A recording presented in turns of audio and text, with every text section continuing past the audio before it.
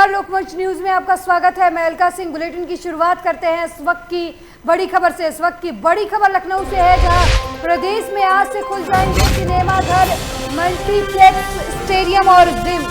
School college पहले की तरह बंद रहेंगे। कोरोना के चलते स्विमिंग पूल भी बंद रहेगा। वीकेंड लॉकडाउन में बंद रहेंगे सिनेमा घर और मल्टीप्लेक्स, स्टेडियम। बड़ी जानकारी इस वक्त की आपको हम लखनऊ से दे रहे हैं, जहां प्रदेश में आज से सिनेमा घर खोल दिए जाएंगे, मल्टीप्लेक्स, स्टेडियम और जिम भी खोले जाएंगे, लेकिन स्कूल पहले की तरह बंद रहेंगे।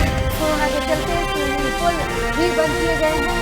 लेकिन लॉकडाउन में जिम, सिनेमा घर, मल्टीप्लेक्स और स्टेडियम भी बंद रहेंगे। बड़ी जानकारी इस वक्त की लखनऊ से दे रहे हैं आपको, जहां प्रदेश में आज से सिनेमा घर, मल्टीप्लेक्स, स्टेडियम और जिम खुल जाएंगे। हालांकि स्कूल कॉलेज पूरी तरीके से बंद रहेंगे। इस खबर पर ज़्यादा जानकारी देने के लिए हमारे bureau chief Asif Baig phone line पर जुड़ गए हैं। आसिफ, उत्तर प्रदेश में सिनेमा घर, मल्टीप्लेक्स और स्टेडियम खोले जा रहे हैं, क्या कुछ अपडेट है? जी बिल्कुल अलका, बता दूं कि जिस तरह से कोरोना काल में सभी चीजें बंद कर दी गई थी, लेकिन कोरोना का जो असर है धीरे धीरे कम हो गया है। हालांकि ब्लैक फंगस के मरीज अब भी आ रहे हैं और मौत भी हो रही है, लेकिन जिस तरह से तमाम संस्थान बंद होने से लोगों को काफी दिक्कतों का सामना करना पड़ रहा था। इसको लेकर यूपी सीएम योगी आदित्यनाथ ने अधिकारियों के साथ बैठक की और बैठक के बाद निर्णय लिया कि यूपी में सिनेमा घर और जिम खोलने की अनुमति दे दी गई है। हफ्ते में 5 दिन स्टेडियम भी खोले जाएंगे। स्विमिंग पूल पर पहले की तरह पाबंदी लगाई जा रही है और इसके साथ ही साथ आपको यह भी बता दूं कि यूपी सरकार ने भले ही सिनेमा हॉल और मल्टीप्लेक्स खोलने की अनुमति दी है, लेकिन अभी इसके लिए सिनेमा हॉल का मनोरंजन लेने वाले हैं उन्हें निराशा ही हाथ लगेगी, क्योंकि अभी सिनेमा हॉल और मल्टीप्लेक्स मालिकों ने अभी इसे खोलने का फैसला नहीं किया है, क्योंकि अभी नई फिल्में भी नहीं आई है और साप्ताहिक बंदी और नई फिल्में न आने की वजह से सिनेमा हॉल मालिकों को नुकसान होगा। यही वजह है कि लखनऊ में 8 सिंगल स्क्रीन और 13 मल्टी स्क्रीन हॉल है और सभी सिनेमा घर मालिकों ने अभी इसे बंद रखने का फैसला लिया है। जी सुरभि, आसिफ, जिस तरीके से सिनेमा घर खुल गए हैं, मार्केट खुल रहे हैं, मल्टीप्लेक्स खुल रहे हैं और स्टेडियम, जिम जैसी जगहों को खोला जा रहा है, स्कूल भी क्या आने वाले दिनों में सरकार की तरफ से जल्द ही स्कूल खोले जाएंगे, क्योंकि बच्चों की शिक्षा का मामला है? जी बिल्कुल, बता दूं अलका की लगातार शराब की दुकानें, सिनेमा हॉल और अन्य संस्थान होटल हैं, रेस्तरां हैं, एक एक कर खोले जा रहे हैं, लेकिन स्कूल कॉलेज को लेकर सरकार अभी किसी नतीजे पर फिलहाल अभी नहीं पहुंची है। हालांकि जिस तरह से बच्चों की पढ़ाई लगातार चौपट हो रही है और बच्चे हैं वो अब आगे की पढ़ाई नहीं कर पा रहे हैं, इसको लेकर अभिभावक भी चिंतित है और स्कूल बिल्कुल आसिफ, परिजन चिंतित हैं। बच्चों के भविष्य के लिए भी सरकार को कुछ सोचना चाहिए। आखिर कब तक स्कूल बंद रहेगा और कब तक बच्चे शिक्षा से दूर रहेंगे? बहुत बहुत धन्यवाद इस खबर पर जानकारी देने के लिए। अगली बड़ी खबर भी लखनऊ से है, जहां सीएम योगी गोरखपुर में अलग अलग कार्यक्रमों में शामिल होंगे। तरकुलानी रेगुलेटर का इस दौरान लोकार्पण करेंगे सीएम। चौरी चौरा विधानसभा की परियोजनाओं का भी लोकार्पण करेंगे सीएम योगी आदित्यनाथ। सीएम योगी स्वर्गीय शरद त्रिपाठी को श्रद्धांजलि भी इस दौरान देंगे। बड़ी जानकारी इस वक्त की आपको लखनऊ से दे रहे हैं, जहां सीएम योगी गोरखपुर में अलग अलग कार्यक्रमों में हिस्सा लेंगे। इस खबर पर ज्यादा जानकारी देने के लिए हमारे bureau chief Uttar Pradesh Asif Baig phone line पर जुड़ चुके हैं। आसिफ, सीएम योगी का गोरखपुर दौरा है, अलग अलग कार्यक्रमों में हिस्सा लेंगे सीएम योगी आदित्यनाथ, क्या कुछ अपडेट है आपके पास?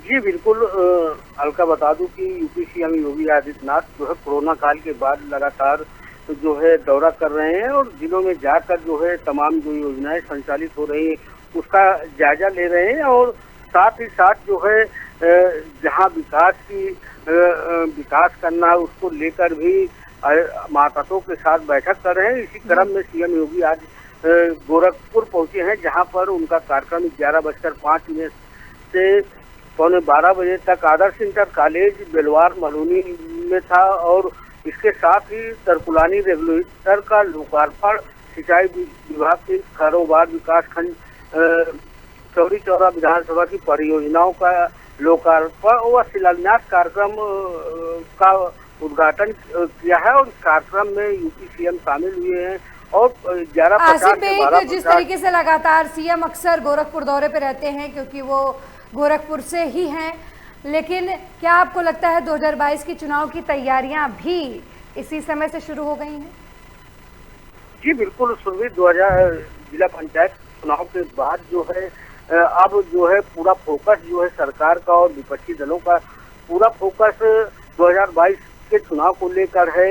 एक तरफ जहां सरकार के मंत्री और खुद मुख्यमंत्री लगातार दौरे पर हैं, साथ ही साथ उनके सांसद और विधायक भी लगातार क्षेत्र में दौरा कर रहे हैं, लोगों को योजनाओं के बारे में बता रहे हैं और अपनी उपलब्धियां जनता के बीच में गिना रहे हैं। तो कुल मिलाकर यही कहा जा सकता है कि अभी से ही 2022 की चुनावी तैयारी चल रही है। वहीं दूसरी तरफ विपक्ष भी सपा, कांग्रेस और तमाम जो छोटे मोटे दल हैं वहाँ भी लगातार जो है 2022 की तैयारियों में लगे हैं। क्योंकि माना जा रहा है आसिफ लगातार 2022 की तैयारियों के चुनाव को भी साधने की कोशिश सीएम योगी आदित्यनाथ और उनकी पार्टी की तरफ से किया जा रहा है। बहुत बहुत धन्यवाद इस खबर पर जानकारी देने के लिए। अगली बड़ी खबर कानपुर से है, जहां आज कानपुर में श्यामनगर स्थित हरिधाम आ रहे हैं रक्षा मंत्री राजनाथ सिंह। राजनाथ सिंह का कानपुर दौरा पहले से ही प्रस्तावित था। सुरक्षा के पूरे इंतजाम किए गए हैं, पुलिस प्रशासन पूरी तरीके से मुस्तैद है। हरिधाम में रहते हैं रक्षा मंत्री राजनाथ सिंह के गुरु, अपने गुरु से मिलने आ रहे हैं। रक्षा मंत्री सेना के कुछ अधिकारियों से भी इस दौरान मुलाकात करेंगे।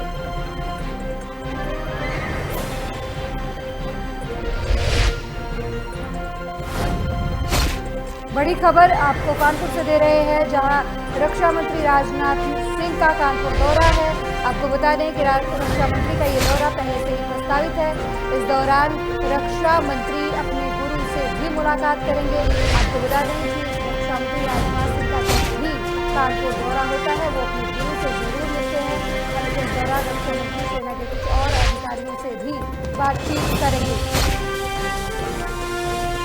इस खबर पर ज्यादा जानकारी के लिए हमारे संवाददाता हिमांशु कानपुर से जुड़ गए हैं। हिमांशु, रक्षा मंत्री का कानपुर दौरा है, क्या कुछ अपडेट है आपके पास?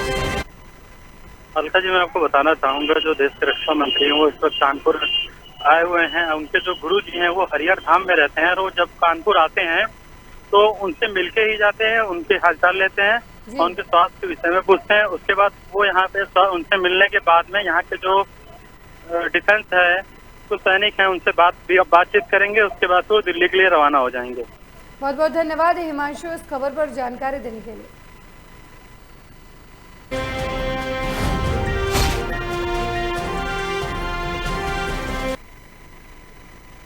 अगली बड़ी खबर लखनऊ से है, जहां नए सिरे से संगठन को सक्रिय करेगी सपा।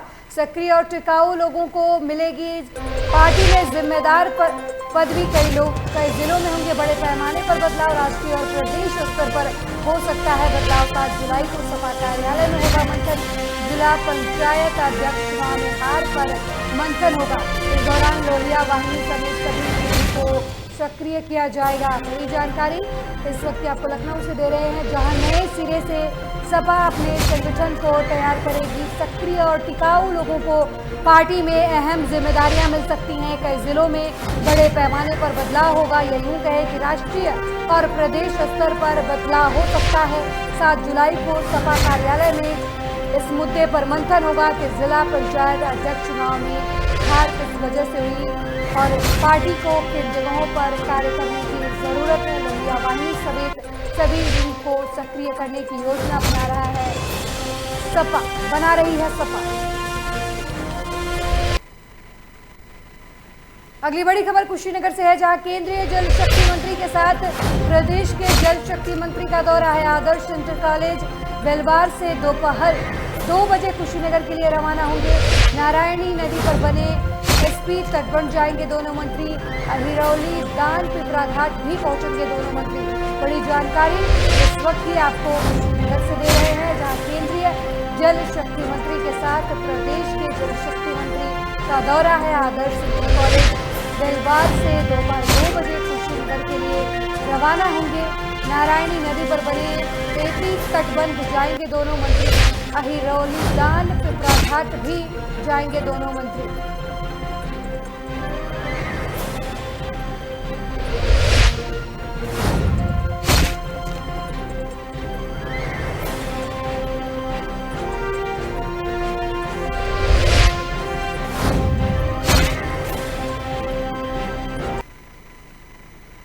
बड़ी खबर लखनऊ से है, जहां विधानसभा चुनाव के लिए 400 विस्तारक तैयार करेगी बीजेपी। विधानसभा क्षेत्र में रहकर तैयार करेंगी चुनावी जमीन। हर विस्तारक को मिलेगी एक मोटरसाइकिल।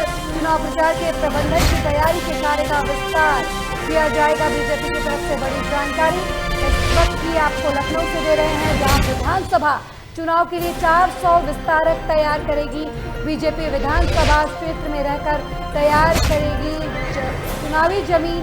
हर विस्तारक को मिलेगी एक मोटरसाइकिल। चुनाव प्रचार के प्रबंधन की तैयारी के कार्य का विस्तार करेगी बीजेपी।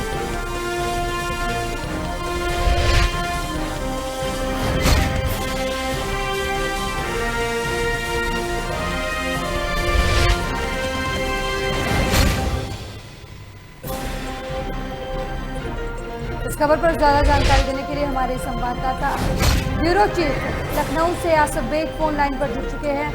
आसिफ, बीजेपी 2022 के चुनाव की तैयारियां शुरू कर चुकी है। हर विधानसभा में विस्तारक तैयार किया जा रहा है बीजेपी की तरफ से। जी बिल्कुल, बता दूं अलका कि जिस तरह से जिला पंचायत अध्यक्ष चुनाव के नतीजे आए हैं, उसको लेकर जो है बीजेपी काफी उत्साहित है और इसको लेकर जो है काफी जो है तैयारी में भी लगी हुई है। जिला पंचायत सदस्यों का शपथ जो है 10 जुलाई को संभावित बताया जा रहा है। प्रदेश में जिला पंचायतों का जो कार्यकाल है वह भी बढ़ा हुआ है और 13 जुलाई को जो है 13 जुलाई तक सभी जिला पंचायत सदस्यों के जो है शपथ ग्रहण समारोह करने के बाद जो है पहली बैठक भी संभावित है, जिसके बाद जो है आगे का कार्यक्रम जो है सरकार की तैयारी यह है कि जल्द से जल्द ब्लॉक प्रमुख का चुनाव जो है करा दिया जाए और ब्लॉक प्रमुख चुनाव के लिए 15 जुलाई तक कराने की पूरी तैयारी जो है सरकार ने कर ली है। चुनाव होने के बाद जो है ब्लॉक जो 15 जुलाई तक जो है चुनाव हो जाएंगे। उसके साथ साथ जो है यह भी कहा जा रहा है कि चुनाव होने के बाद जो है ब्लॉक प्रमुखों की चुनाव की जो तैयारी है उसको लेकर जो है सरकार पूरी तरह जो है मुस्तैद दिख रही। प्रदेश में आज सभी पार्टियां आसिफ लगातार तैयारी कर रही हैं 2022 के चुनाव की। इस खबर पर ज्यादा जानकारी देने के लिए बहुत बहुत धन्यवाद।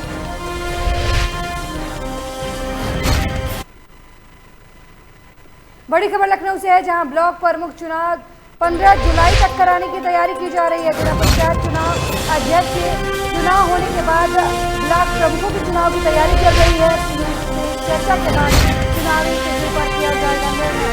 प्रदेश में आज क्षेत्र पंचायतों का बढ़ा हुआ कार्यकाल 17 सितंबर तक खत्म होगा। बड़ी जानकारी इस वक्त की लखनऊ से दे रहे हैं, जहां ब्लॉक प्रमुख चुनाव 15 जुलाई तक कराने की तैयारी की जा रही है। एक बार फिर हमारे सहयोगी आसिफ बेग फोन लाइन पर जुड़ चुके हैं। आसिफ, 15 जुलाई तक ब्लॉक प्रमुख के चुनाव की तैयारी कर रही है सरकार, क्या कुछ अपडेट है? जी बिल्कुल अलका, बता दूं कि प्रदेश में 826 क्षेत्र पंचायत सदस्यों का बढ़ा हुआ कार्यकाल 17 सितंबर को खत्म होगा और साथ ही साथ अब जिला पंचायत अध्यक्ष का चुनाव भी पूरी तरह संपन्न हो गया है, जिनके शपथ की तैयारी भी अब यूपी सरकार जो है कर रही है। और माना जा रहा है कि 13 जुलाई तक जो है जो जिला पंचायत अध्यक्ष है उनका शपथ ग्रहण समारोह संपन्न करने के बाद जो है 15 जुलाई तक ब्लॉक प्रमुख का चुनाव जो है करने की पूरी तैयारी है। और इसके लिए जो है सरकार ने पूरी तरह जो है मास्टर प्लान भी तैयार कर लिया है और इसके लिए जो है अधिकारियों ने यूपी सीएम से चर्चा भी की है और जो है सीएम से चर्चा के बाद चुनाव की जो एक्चुअल तिथि है वह जो है जारी कर दी जाएगी। माना यही जा रहा है कि 15 जुलाई तक ब्लॉक प्रमुख का चुनाव जो है कर लिया जाएगा और इसके बाद जो है विकास की रूपरेखा तय होगी। जी बिल्कुल आसिफ, लगातार बीजेपी चुनाव को अपने पक्ष में करने की तैयारी में जुटी हुई है। ये कहीं ना कहीं 2022 के विधानसभा चुनाव की भी तैयारी की जा रही है। बहुत बहुत धन्यवाद इस खबर पर जानकारी देने के लिए। अगली बड़ी खबर अलीगढ़ से है, जहां पुलिस को बड़ी सफलता मिली है। 3 गांजा तस्करों को पुलिस ने गिरफ्तार किया है। तस्करों के पास से 510 किलोग्राम गांजा बरामद हुआ है। उड़ीसा से ट्रक में रख कर लाया जा रहा था गांजा। उड़ीसा से अलीगढ़ के लिए होती थी गांजा की तस्करी। अलीगढ़ में ऊंचे दामों पर बेचा जाता था गांजा। सूचना पर तस्करों को किया गया गिरफ्तार। थाना मडराक क्षेत्र के हाथरस रोड का ये मामला बताया जा रहा है। बड़ी जानकारी इस वक्त की आपको हम अलीगढ़ से दे रहे हैं, जहां पुलिस को बड़ी सफलता मिली है। पुलिस ने 3 गांजा तस्करों को भारी मात्रा में गांजा के साथ गिरफ्तार किया है। पुलिस ने तस्करों के पास से 510 किलोग्राम गांजा बरामद किया है। इस खबर पर ज्यादा जानकारी देने के लिए अलीगढ़ से हमारे संवाददाता मोहित ऑनलाइन पर जुड़े हैं। मोहित, पुलिस को बड़ी सफलता मिली है। गांजा तस्करों को भारी मात्रा में गांजे के साथ पुलिस ने गिरफ्तार किया है। क्या कुछ अपडेट? देखिए, बिल्कुल हम बता दें, थाना मडराक का ये पूरा मामला है। थाना मडराक में 510 किलो गांजा लगभग, जिसकी कीमत जो है 50 लाख से ऊपर बताई जा रही है। पुलिस ने जो है गिरफ्तार कर लिया। हालांकि बता दें कि एक बड़ा सिंडिकेट था। हालांकि एसएसपी थाने द्वारा नार्कोटिक्स डिपार्टमेंट का भी पुनर्गठन कर दिया था। इसी के मद्देनजर से पुलिस को सूचना मिली। इसी के मामले में लेते हुए उन्होंने जो एक बड़ी सफलता करी है। फिलहाल 3 आरोपियों को गिरफ्तार कर लिया है। बाकी अभी इसमें और भी नाम आ रहे हैं, वो लगातार फरार चल रहे हैं। हालांकि 11 वक्त से लोग लगातार कार्य करते हुए गांजा तस्करी करते हुए आ रहे हैं। पुलिस ने जो सूचना मिली है उसके आधार पर बताया गया है अभी 3 गिरफ्तार है, बाकी फरार हैं और पुलिस जो अग्रिम कार्रवाई में लगी पड़ी है। बहुत बहुत धन्यवाद मोहित इस खबर पर जानकारी देने के लिए।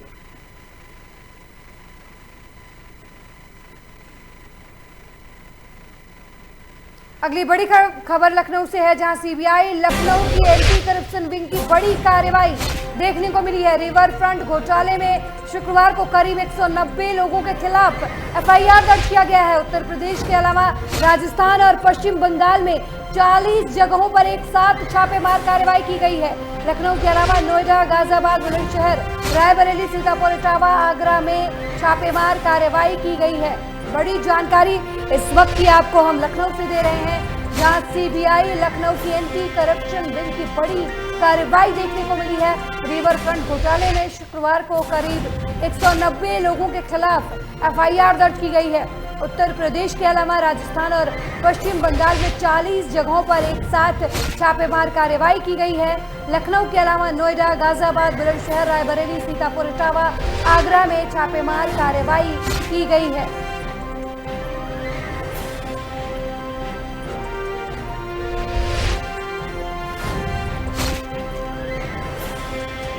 बड़ी जानकारी इस वक्त की आपको हम लखनऊ से दे रहे हैं, जहां सीबीआई की लखनऊ एंटी करप्शन विंग की बड़ी कार्रवाई देखने को मिली है। रिवर फ्रंट घोटाले मामले में शुक्रवार को करीब 190 लोगों के खिलाफ एफआईआर दर्ज किया गया है। पुलिस ने उत्तर प्रदेश के अलावा राजस्थान और पश्चिम बंगाल में एक साथ 40 जगहों पर छापेमार कार्रवाई की है। लखनऊ के अलावा नोएडा, गाजियाबाद, बुलंदशहर, रायबरेली, सीतापुर, इटावा और आगरा में छापेमार कार्रवाई की गई है। इस खबर पर ज्यादा जानकारी देने के लिए हमारे संवाददाता निखिल फोन लाइन पर जुड़ गए हैं। निखिल, रिवर फ्रंट घोटाले मामले में पुलिस ने 190 जगहों पर छापेमार कार्रवाई की है। हेलो जी निखिल, सीबीआई की तरफ से 190 जगहों पर छापेमार कार्रवाई की गई है रिवर फ्रंट घोटाले मामले में। जी, आपको बताते चले कि पूर्व सरकार समाजवादी सरकार में रिवर फ्रंट एक योजना जो महत्वाकांक्षी योजना थी, जिसके तहत अखिलेश यादव ने उसको बनाने के लिए जो ठेके दिए, तो उसको लेके जब सरकार बदली है, बीजेपी सरकार आई है, तो ये चर्चाओं का विषय बना। तो इसमें घोटाले को लेकर जांच बैठाई गई थी। लेकिन अब आपको बताते चले कि लखनऊ समेत 17 जिलों को मिला के 40 जगहों पे छापेमारी की जा रही है, जिसमें लखनऊ के 40 जगह हैं, वहाँ पे छापेमारी चल रही है, जिसमें 190 लोगों के खिलाफ दर्ज की गई है एफआईआर। उसके अलावा नोएडा, गाजियाबाद, बुलंदशहर, रायबरेली, सीतापुर, इटावा, आगरा में छापेमारी चल रही है। निखिल, क्या किसी सपा नेता का नाम भी सामने आया है इस मामले में? जी, अभी इसके बारे में कोई सूत्र के हिसाब से जानकारी नहीं मिली, लेकिन कहीं ना कहीं जांच में कई सपा नेता भी इस दायरे में आ सकते हैं। बहुत बहुत धन्यवाद निखिल इस खबर पर जानकारी देने के लिए।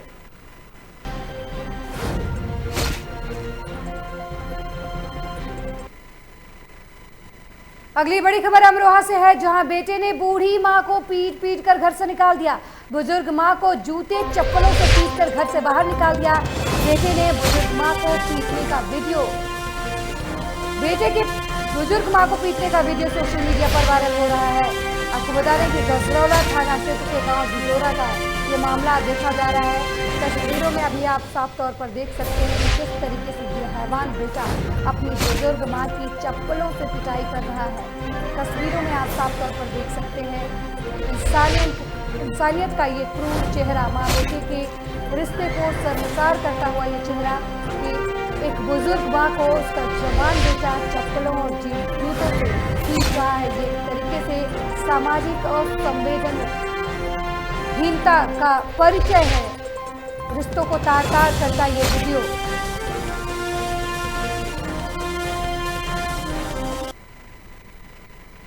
बड़ी खबर बांदा से है, जहां पत्थरों से कुचलकर महिला की निर्मम हत्या का मामला सामने आया है। रात के अंधेरे में महिला की हत्या हुई है। सूचना पर पहुंचे अपर पुलिस अधीक्षक महेंद्र प्रताप चौहान, पुलिस ने शव को पोस्टमार्टम के लिए भेजा। बिसंडा थाना क्षेत्र के कस्बा ओरन का ये मामला बताया जा रहा है। बड़ी जानकारी इस वक्त की आपको बांदा से दे रहे हैं, जहां पत्थरों से कुचलकर महिला की निर्मम हत्या कर दी गई। रात के अंधेरे में महिला की हत्या हुई है। सूचना पर पहुंचे अपर पुलिस अधीक्षक महेंद्र प्रताप चौहान, पुलिस ने शव को कब्जे में लेकर पोस्टमार्टम के लिए भेज दिया। बिसंडा थाना क्षेत्र के ओरान कस्बे का ये मामला बताया जा रहा है।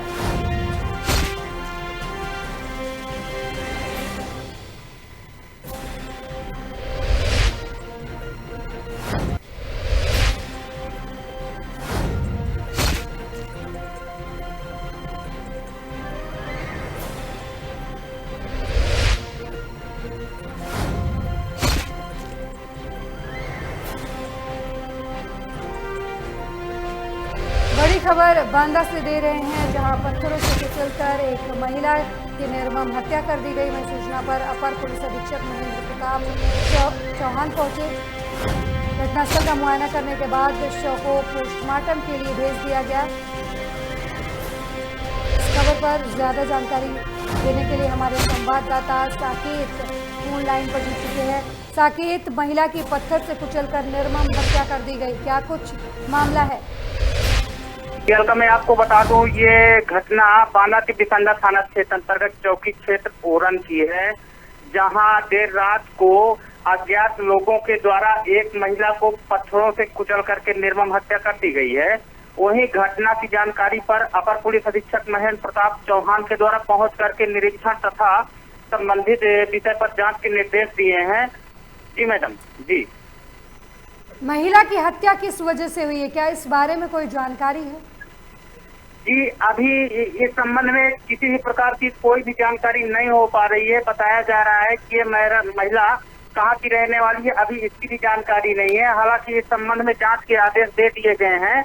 बशर्ते जो वर्तमान चेयरमैन है ओरन के, उनकी शिकायती पत्र के आधार पर मुकदमा पंजीकृत किया गया है, क्योंकि उन्हीं की दुग्ध डेयरी है, उसी के सामने महिला की मौत हुई है, हत्या की गई है। बहुत धन्यवाद साकेत अवस्थी इस खबर पर जानकारी देने के लिए।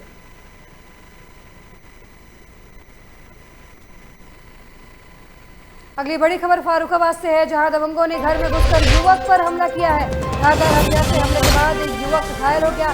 युवक की आवाज सुनकर परिजन दौड़कर मौके पर पहुंचे। दबंग जान से मारने की धमकी देकर मौके से फरार हो गए। परिजन ने दबंगों के खिलाफ थाने में तहरीर दी है। मोहम्मदाबाद कोतवाली क्षेत्र के गाँव नगला दलजीत का ये मामला बताया जा रहा है। बड़ी जानकारी इस वक्त की आपको हम फारुखाबाद से ले रहे हैं, जहां दबंगों ने घर में घुसकर युवक पर हमला किया है। धारदार हथियार से हमले के बाद युवक गंभीर रूप से घायल हो गए। युवक की आवाज सुनकर परिजन दौड़कर मौके पर पहुंचे।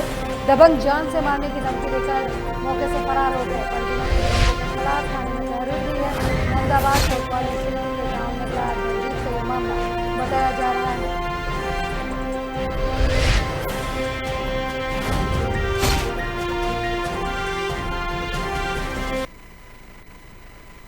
अगली बड़ी खबर जालौन से है। जिले के नोडल अधिकारी और परिवहन आयुक्त पहुंचे जालौन।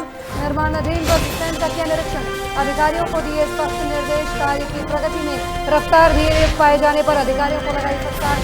जिलाधिकारी जालौन प्रियंका निरंजन भी रहे मौजूद। वृक्षारोपण कर पृथ्वी को हरा भरा बनाने के लिए दिया संदेश।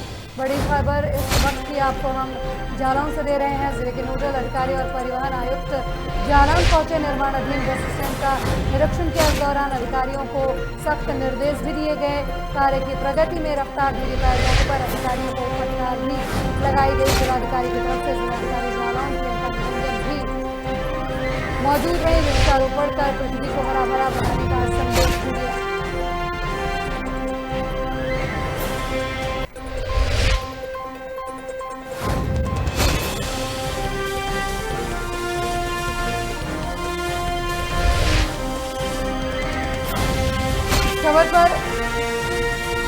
इस खबर पर ज्यादा जानकारी देने के लिए हमारे संवाददाता रविकांत फोन लाइन पर जुड़ चुके हैं। रविकांत, जालौन में नोडल अधिकारी और जिला अधिकारी ने परिवहन आयुक्त निर्माणाधीन बस स्टैंड का निरीक्षण किया है। इस दौरान पौधारोपण कर लोगों को संदेश दिया है। क्या कुछ और जानकारी है आपके पास?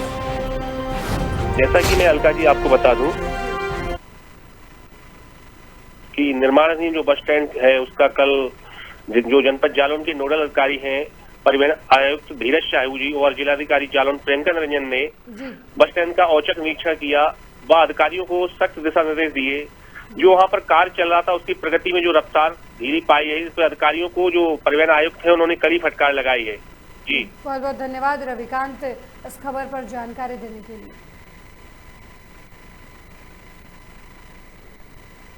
अगली बड़ी खबर लखनऊ से है, जहां जिला पंचायत सदस्यों के शपथ 10 जुलाई को संभव है। प्रदेश में जिला पंचायतों का कार्यक्रम बढ़ा हुआ है। 13 जुलाई को पूरा होगा।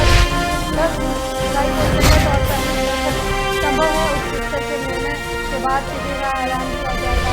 जानकारी इस वक्त की आपको लखनऊ से दे रहे हैं, जहां जिला पंचायत सदस्यों की शपथ 10 जुलाई को संभव है। प्रदेश में जिला पंचायतों का कार्यक्रम बढ़ा हुआ है। 13 जुलाई को पूरा किया जाएगा। 10 जुलाई को शपथ और पहली बैठक संभव है। उच्च स्तर के निर्णय के बाद तिथि का ऐलान किया गया है।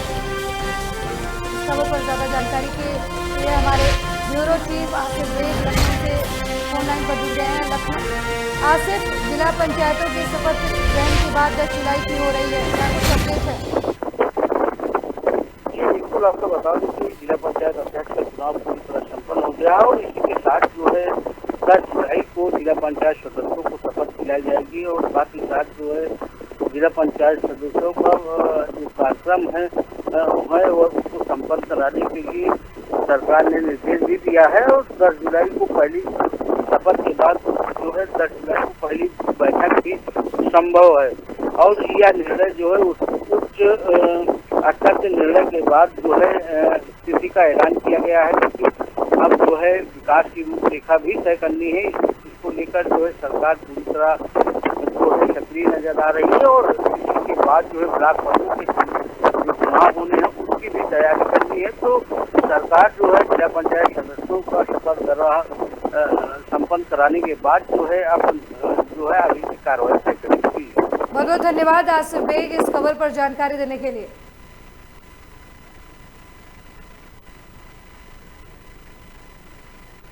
इस बुलेटिन में मेरे साथ फिलहाल इतना ही। देश दुनिया की तमाम खबरों के लिए देखते रहिए लोकमंच न्यूज। नमस्कार।